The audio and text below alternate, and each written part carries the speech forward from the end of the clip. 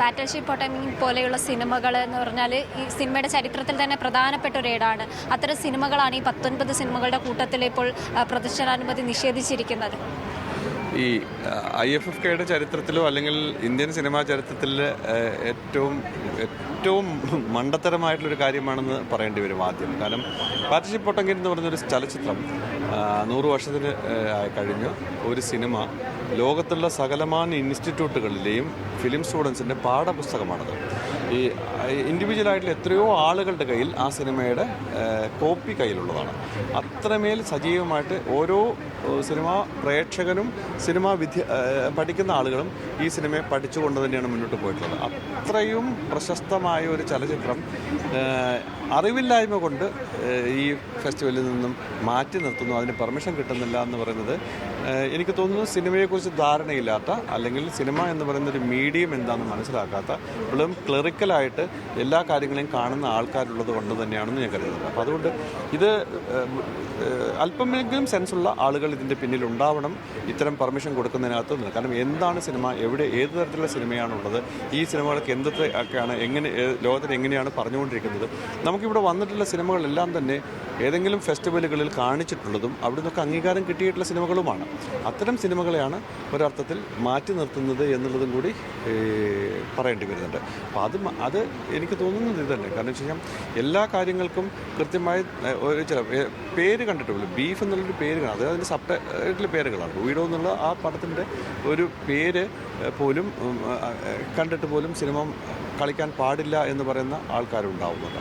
അതിൻ്റെ എല്ലാത്തിനും ഉപരി ഈ സിനിമകളെല്ലാം നമ്മൾ കൃത്യമായിട്ട് പൈസ അടച്ചിട്ട് ആണ് ഇങ്ങോട്ട് വരുത്തിയിട്ടുള്ളത്. ഇതിൻ്റെ എല്ലാം ഈ സിനിമകളുടെ എല്ലാം ഗസ്റ്റുകൾ, അതിൻ്റെ ഈ സിനിമയുടെ പിന്നണിയിൽ പ്രവർത്തിച്ചിട്ടുള്ള ചലച്ചിത്രകാരന്മാർ ഇവിടെ വന്നിട്ടുണ്ട്.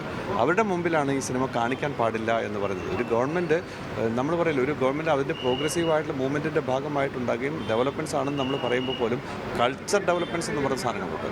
അതുപോലും മനസ്സിലാക്കാതെ ഈ വന്ന ആൾക്കാർ, അപ്പം നമ്മുടെ നാടിൻ്റെ വളർച്ചയെക്കുറിച്ചും നാടിൻ്റെ വികസനത്തെക്കുറിച്ചൊക്കെയുള്ള നമ്മൾ പലപ്പോഴും സംസാരിക്കാറുള്ളത്. അപ്പം കൾച്ചർ ഡെവലപ്മെൻറ്റ്സ് എന്നുള്ള സാധനങ്ങളുണ്ട്. അതുപോലും അപ്പോൾ ഈ വന്ന ആൾക്കാരുടെ മുമ്പിൽ ഈ സിനിമകൾ റിജക്റ്റ് ചെയ്തു എന്ന് പറഞ്ഞാൽ കാരണമില്ല, എന്തുകൊണ്ട് എന്നില്ല. അപ്പോൾ ഈ സിനിമകൾ പലതും പുറത്തൊക്കെ കാണിച്ചിട്ടുള്ള സിനിമകളും തന്നെയാണ്. എന്തുകൊണ്ട് എന്ന് പറയാതെ നമ്മൾ ഈ വന്ന ഗസ്റ്റിനോട് പറയേണ്ടി വരുന്നുണ്ട്, ഇത് കാണിക്കാൻ പറ്റില്ല എന്ന് പറഞ്ഞു. അത് കാണിക്കാൻ പറ്റില്ല എന്ന് ഗവൺമെൻറ് പറഞ്ഞു എന്നേ പറയാൻ പറ്റുള്ളൂ, പെർമിഷൻ തന്നിട്ടില്ല എന്നേ പറയാൻ പറ്റുള്ളൂ. അപ്പോൾ ആ പറയുന്ന അവസ്ഥ ഉണ്ടാകുന്നത് ഈ ഗവൺമെൻറ് തന്നെയാണ് മോശമാകുന്നതെന്നുള്ളത്. അത്തരത്തിൽ IFFK ഈ പ്രതിരോധം സൃഷ്ടിക്കുന്ന, ഇപ്പോൾ ഫലസ്തീൻ അടക്കമുള്ള വിഷയങ്ങൾ ചർച്ച ചെയ്യുന്ന സിനിമകൾ വരുന്ന ഒരിടമാണ്. ആ ഒരു ഇടത്തിൽ ഇത്തരം സിനിമകൾ പ്രദർശിപ്പിക്കരുതെന്ന് പറയുന്നതിന് പിന്നിൽ ഒരു രാഷ്ട്രീയമില്ലേ? തീർച്ചയായിട്ടും പൊളിറ്റിക്സ് ഉണ്ടാവും എന്ന് തന്നെയാണ് ഞാൻ വിശ്വസിക്കുന്നത്. പൊളിറ്റിക്കൽ അല്ലാത്ത ഒരു കാര്യവും തന്നെയല്ല അത്. പൊളിറ്റിക്സ് ഉണ്ടാവും. പൊളിറ്റിക്സ് ഉള്ളത് കൊണ്ട് തന്നെയാണ് അങ്ങനെ. അപ്പം ഭയപ്പെടുത്തി കാര്യങ്ങൾ നടത്തിയെടുക്കുക എന്ന് പറയുന്നൊരു ശീലമുണ്ടല്ലോ, ആ ശീലം അതിൻ്റെ ഭാഗമായിട്ട് തന്നെയാണ് ഇത്തരം സിനിമകൾ കാണിക്കരുത് എന്ന് പറയുന്നത്. സിനിമകൾ ഇത്തരം നിരോധനത്തെയൊക്കെ തച്ചുടച്ച് വന്നതാണ് സിനിമയുടെ ചരിത്രം. അപ്പോൾ അത്തരത്തിൽ ഈ ഒരു പ്രതിസന്ധിക്കും ഒരു തീരുമാനം ഉണ്ടാവില്ല, ബാക്കി ചിത്രങ്ങളെങ്കിലും പ്രദർശിപ്പിക്കാൻ പറ്റുമെന്ന് കരുതുന്നുണ്ടോ? ഞാനിപ്പോൾ ഏറ്റവും രസമായിട്ട് എനിക്ക് പറഞ്ഞത്, ഞാനിപ്പോൾ ഈ ഹാൽ എന്ന് പറയുന്നൊരു സിനിമ ഈ ഡിസംബറിൽ ഈ മാസം റിലീസ് ചെയ്തതാണ്. ഞാൻ അഭിനയിച്ചു കൂടിയ ഒരു സിനിമയാണത്. ആ സിനിമ സെൻസർ ബോർഡിൻ്റെ മുമ്പിലേക്ക് എത്തിയപ്പോൾ ഇതേപോലത്തെ ഇഷ്യൂസ് ഉണ്ടായതാണ്. അപ്പം സെൻസർ ബോർഡിനകത്ത് ഇങ്ങനെ, കാരണം അത് കണ്ടതും പോലും ഇല്ലാത്ത ആൾക്കാരാണ് ഇതിനെതിരെ കേസ് കൊടുക്കുന്നത് പോലും. എന്നിട്ട് കോടതി ആ സിനിമ കാണുകയും അത് പിന്നെ അതിന് പെർമിഷൻ തരികയും ചെയ്തു, സെൻസർഷിപ്പ് തരികയും ചെയ്തു.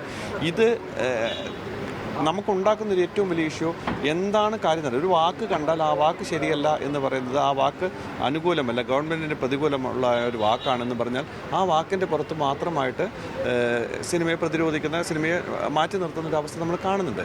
ഇത് എല്ലാ കാലത്തും ഉണ്ടായിട്ടുണ്ടെന്ന് വെച്ച് കഴിഞ്ഞാൽ ഈ ഭയങ്കര ഫാസിസ്റ്റ് മൂവ്മെൻറ്റുകൾ ഉണ്ടായിരുന്ന കാലത്ത് വേണമെങ്കിൽ ഇത്തരം കാര്യങ്ങളൊക്കെ അടിച്ചമർത്തുന്ന അവസ്ഥകൾ ഉണ്ടായിട്ടുണ്ടെന്ന് പറയാം. പക്ഷേ പുരോഗതിയും വികസനവും നമ്മൾ പറഞ്ഞുകൊണ്ടിരിക്കുന്ന സ്ഥലത്ത് കൾച്ചർ ഡെവലപ്മെൻറ്റ് എന്ന് പറയുന്ന കാര്യത്തെ മറന്നുകൊണ്ട് നമ്മൾ മുന്നോട്ട് പോകുമ്പോൾ തീർച്ചയായിട്ടും ഇതിനെല്ലാം തച്ചുടച്ചുകൊണ്ട് തീർച്ചയായിട്ടും ഒരു വലിയ മുന്നേറ്റം ഉണ്ടാവുമെന്ന് തന്നെയാണ് ഞാൻ കരുതുന്നത്.